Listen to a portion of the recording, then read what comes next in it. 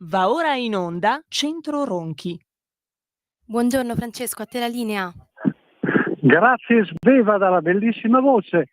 A voi tutti radioascoltatori un abbraccio, un grande abbraccio, un abbraccione grande grande sempre a Tina che combatte la sua battaglia e per la salute, e al nostro grande Matteo che, ripeto, prima è un amico, poi per fortuna, grazie di Dio, è anche il segretario della Lega.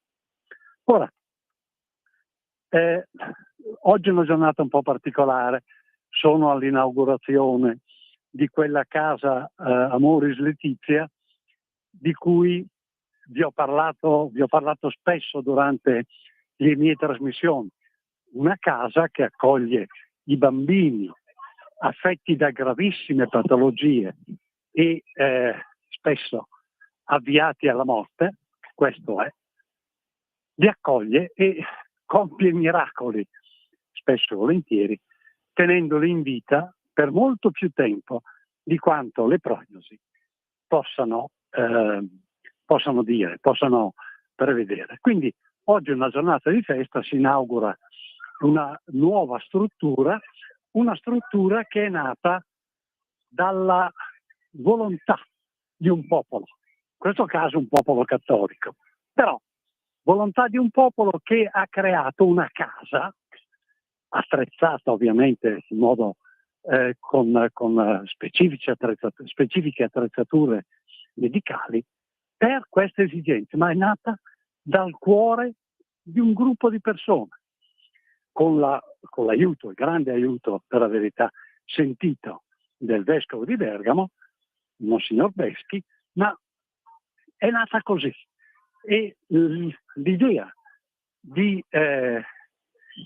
cambiare il modo di cura di questi bambini condannati alla morte, spesso e volentieri, quindi far vivere a loro e alle loro famiglie anche un tempo sospeso di abitudine, di coscienza, consapevolezza della situazione, è nato nel cuore di un insieme di persone, dall'autorità cattolica, in questo caso massima, il vescovo, all'ultimo dei partecipi. Nasce quindi dal popolo. E il popolo, in questo caso, cosa dimostra? Dimostra un kratos, un potere. Ha un suo potere, ha una sua volontà, la volontà si riunisce e si adegua alle altre, si creano queste istituzioni incredibili che in 7 anni da una casa d'abitazione che accoglieva pochissimi di questi bambini si è passati a un impianto di 3.000 metri quadrati con donazioni spontanee, aiuti spontanei. Ecco, il kratos ben esercitato, il potere ben esercitato del popolo fa questi miracoli, perché oggettivamente questo è un miracolo. Si va in tanti santuari, si va di qua, di là a ricercare ciò che è miracoloso, luminoso, che abbiamo tante volte sotto gli occhi, e se sapessimo e comprendessimo meglio quel potere di cui abbiamo anche la responsabilità e lo sapessimo usare, questi miracoli si moltiplicherebbero, spesso in un tempo come quello attuale, in cui le notizie, le tragedie sono continue. Tragedie continue, peraltro prevedibili, come l'attacco dell'altro ieri degli eserciti israeliani all'Iran, che senza avere nessuna specifica competenza, mesi fa avevamo anticipato noi a questa radio e a voi radioascoltatori. Quindi c'è tanta confusione, c'è tanta poca chiarezza di idee, ma c'è anche poca consapevolezza dell'entità di quel kratos, di quel potere che al popolo spetta. E c'è anche poca consapevolezza del saper essere popolo. e che cosa significhi essere popolo. Bastano mica 5 anni, 4 anni, 6 anni di scuola media elementare o dell'asilo, piuttosto che una residenza. Essere popolo vuol dire condividere e essere all'interno di un gruppo sociale a tal punto e così fortemente da rendere possibili miracoli come quello a cui sto assistendo oggi nella giornata di inaugurazione, che sotto il profilo della cerimonia esteriore a me interessa poco. Preferisco essere qui qualche decina di metri distante con questi bambini meravigliosi e che sono il dono della vita e che fanno capire cos'è il dono della vita. E quindi mi fanno capire che loro stessi sono Kratos. Sono mio Kratos e loro Kratos. Quindi potere loro, potere mio. Sono popolo. Popolo loro, popolo io. E questo è ciò che abbiamo cercato in questo anno di conversazioni, di far capire ai nostri radioascoltatori, o comunque di trasmettere ai nostri radioascoltatori. Poi possono averlo capito come meglio hanno creduto. Però questo essere popolo che viene da lontano, perché senza una storia di democrazia, di esercizio, di tendenza a questa democrazia, non saremmo arrivati a creare questi miracoli. Ecco, dobbiamo moltiplicare i miracoli. Chiusa la celebrazione, ma che è un po' un punto d'arrivo.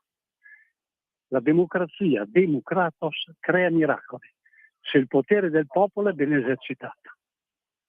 Questo, ricordatelo. Ora, si dice che l'essenza della democrazia sia il voto. È vero? No. Ma lo dico in modo secco. Al massimo, una delle caratteristiche, uno degli aspetti fondamentali della democrazia è, allorché è previsto il voto, poter effettuare una libera scelta. Essere liberi di scegliere, di votare. Ma allorché il voto si sceglie, è scelta una diversa forma per giungere a decisioni, il voto non è affatto fondamentale. Anzi, nella vita di tutti i giorni la democrazia si esercita senza voto. Si esercita normalmente, naturalmente, prendendo decisioni condivise, marito, moglie, amici, gruppi amicali, ma quando si va per strada.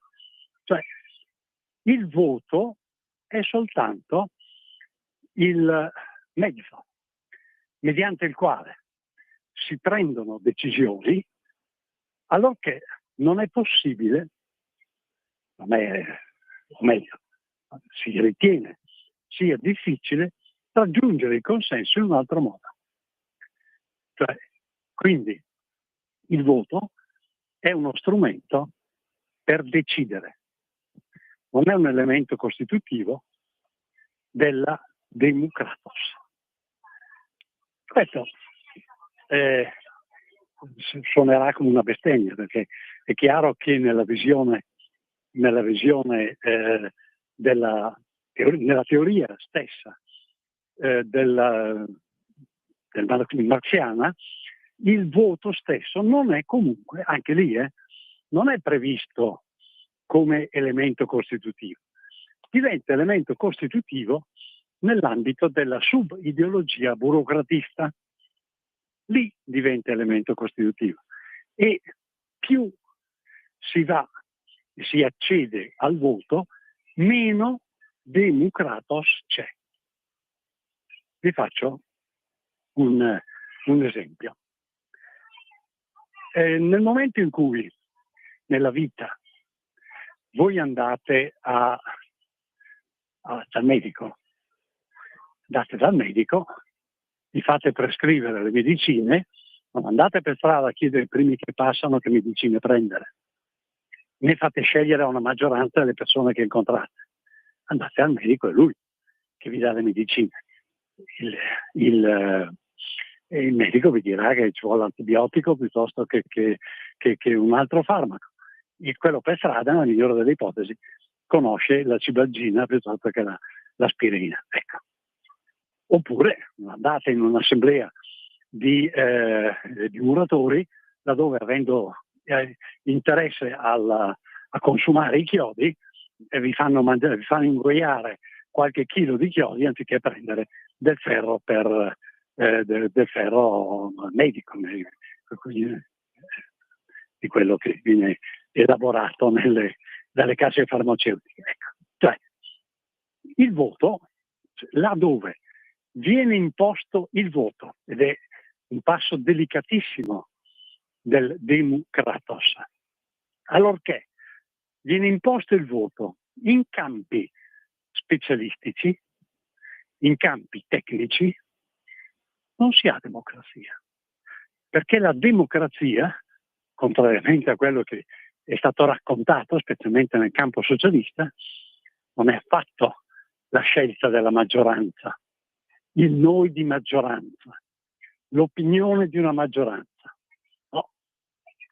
Nel campo della democrazia rettamente applicata, voi dovete prendere il farmaco ordinato dal medico e non quello ordinato dalla maggioranza dei muratori che vi danno i chiodi da ingoiare. Ecco. Quindi direte banale, non è banale, è decisivo. Cioè, quando si dà a trattare di materie specialistiche, tecniche, occorre andare dal tecnico. La democrazia vuole quello, una ripartizione dei compiti. La democrazia sceglie il voto, dovrebbe scegliere il voto, solo e soltanto allorché ci sono materie che sono di conoscenza, di competenza generale, comune, laddove ognuno può esprimere parere qualificato.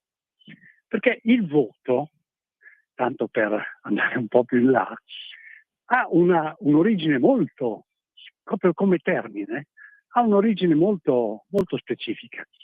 Voto è l'obbligo che spontaneamente una persona, l'impegno che spontaneamente una persona si assume nei confronti della divinità a fronte di un do ut des, tu mi hai fatto il miracolo, io ti pago, oppure spontaneamente. Ma ha questa componente di desiderio, di rapporto qualificato, di rapporto personale. Nel momento in cui io vengo chiamato a scegliere o a decidere se il signor Giovanni deve prendere o non prendere gli antibiotici, che voto volete che esprima? Insomma, non è democrazia farmi esprimere un voto in questo campo, di questo genere. Veniamo quindi agli esempi di settimana scorsa, sostanzialmente. Settimana scorsa sono stati sottoposti alla generalità degli aventi diritto al voto 5 argomenti.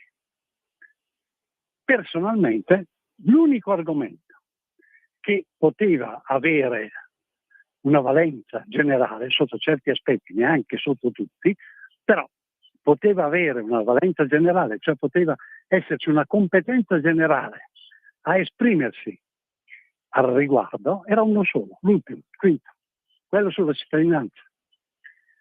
Quello aveva in effetti una valenza generale, chiunque poteva, anche seppur in piccola parte, esprimere un proprio parere personale. Gli altri 4 erano tecnici. Bastava leggere i quesiti.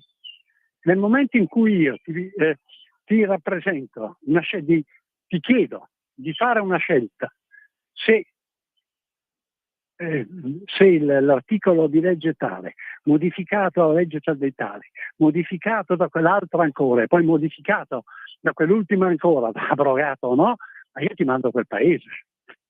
Non è un referendum, non ho competenza per poter dire né che cosa significa, perché non riesco a capire neanche cosa significhi, ma nemmeno quale sia l'incidenza di quello che tu mi chiedi di fare, l'abrogazione di una legge, di un articolo di legge, rispetto all'insieme dell'ordinamento giuridico.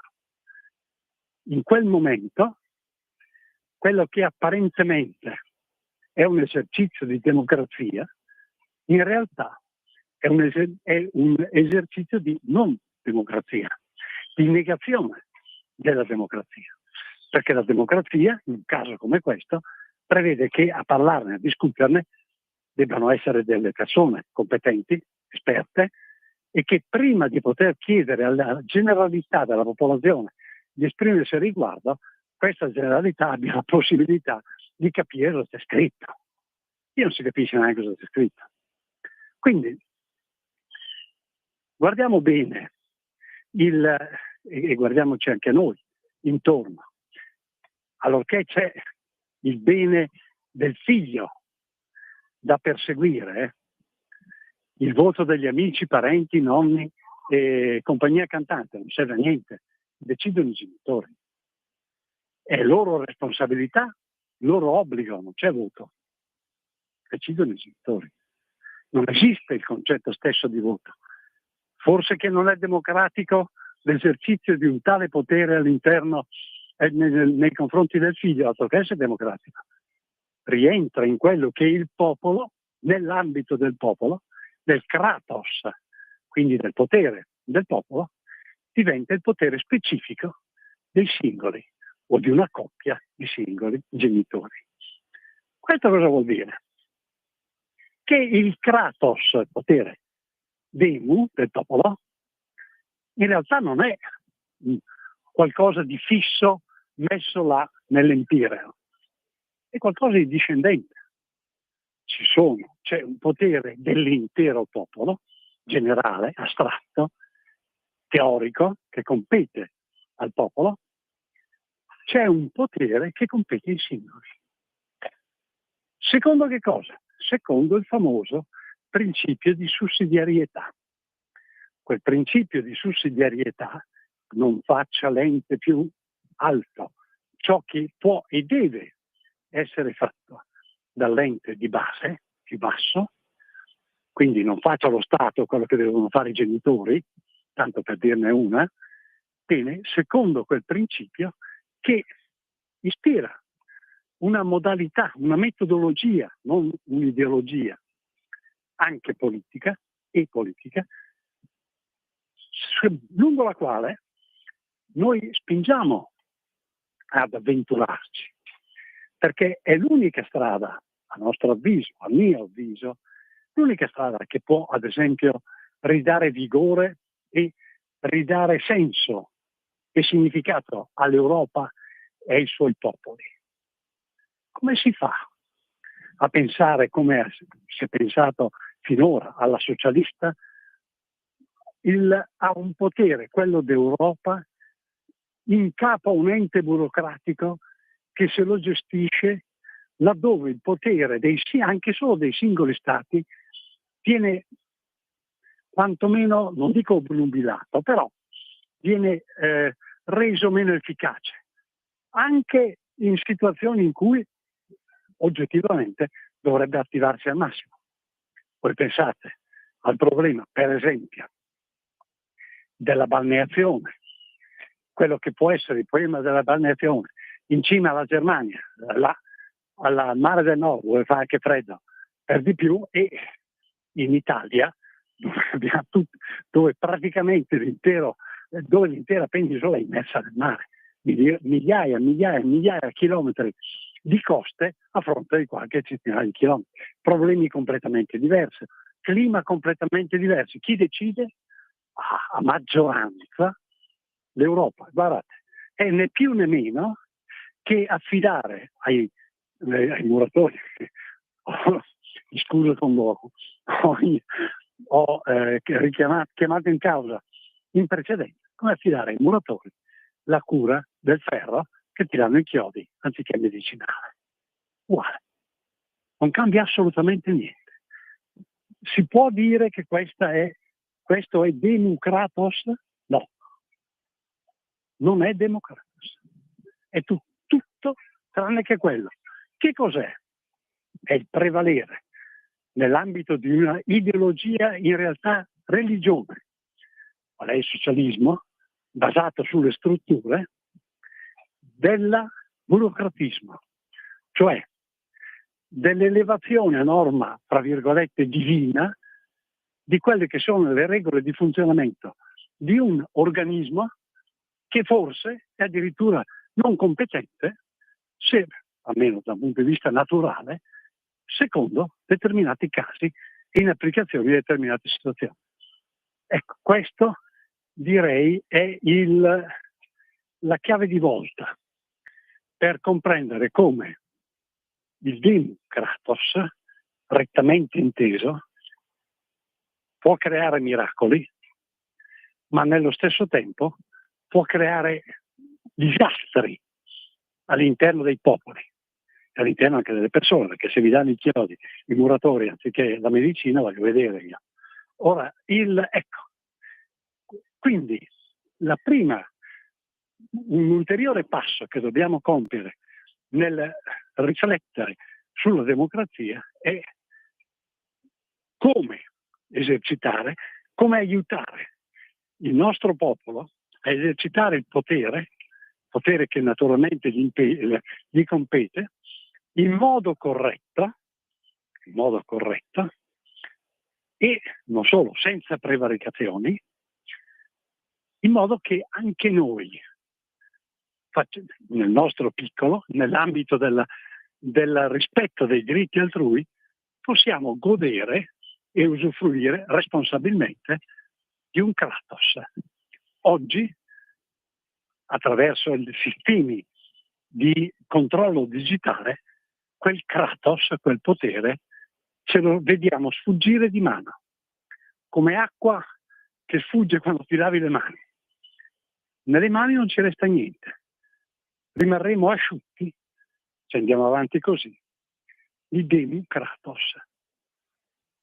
Noi all'interno dell'Europa, noi, i nostri popoli, quella iridescente bellezza e fioritura di culture che sono l'Europa, all'interno dei nostri popoli, dobbiamo far valere questo concetto, se volete anche miracoloso, della democrazia, basata sul principio di sussidiarietà, basata sul principio di autodeterminazione dei popoli, conferenza di Helsinki del 75 mi pare, e che è virtuosa, negando quella che è la impostazione socialista, fideistica, religiosa, ottusa, per cui una struttura è sempre meglio del pensiero libero di una persona.